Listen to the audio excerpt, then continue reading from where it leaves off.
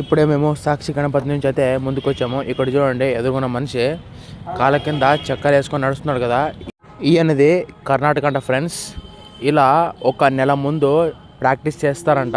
ఒక 1 kilometre 2 kilometres 500 కిలోమీటర్లు ఆ చెక్క మీదే నడుచుకుంటూ అయితే వస్తారు వీళ్ళు. ఈయనకి సపోర్ట్గా పక్కన 4 మనుషులు అయితే ఉంటారు. చూస్తున్నారు కదా, చుట్టుపక్కల ఉన్నారు. ఈయనకి రోడ్డు మీద గ్రిప్ అయితే బాగా దొరుకుతుంది ఫ్రెండ్స్, కానీ కొండలో మాత్రము గ్రిప్ దొరకదు.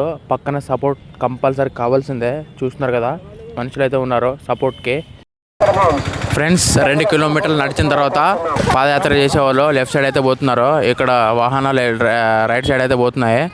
ఇక్కడ లెఫ్ట్ సైడ్లో 800 మీటర్స్ మెట్లు అయితే ఉంటాయి కిందకి.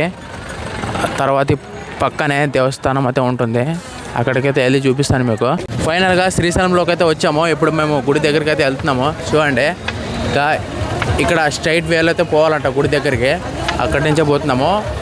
తర్వాత లెఫ్ట్ తీసుకోవాలి, రూమ్ తీసుకోవాలి. ఇప్పుడు రూమ్ తీసుకొని దర్శనానికి వెళ్ళి రెస్ట్ అయితే తీసుకోవాలి. దర్శనం వచ్చిన తర్వాత చూపిస్తాను మీకు ఒకసారి గుడి దగ్గర. 4 అవర్లు నడిచి వచ్చిన తర్వాత ఇక్కడ గుడి అయితే వచ్చింది. చూడండి, పార్వతి పరమేశ్వర్లు ఇద్దరు మెరిచి అయితే పోతున్నారు. అక్కడ చూస్తున్నారు కదా, గోపురం అయితే కనిపిస్తుంది. ఆ గోపురంలో శ్రీశైలం మల్లికార్జున స్వామి జ్యోతిర్లింగము బ్రహ్మరాంబదేవి శక్తిపీఠం అని రాసింది. ఈ వీడియో ఇంతటితో ఎండ్ చేస్తున్నాను ఫ్రెండ్స్. మీకు నచ్చితే లైక్ చేయండి, కుదిరితే షేర్ చేయండి, సబ్స్క్రైబ్ చేసుకోవడం మాత్రం మర్చిపోవద్దు. మరొక వీడియోతో మళ్ళీ కలుద్దాం. Bye friends.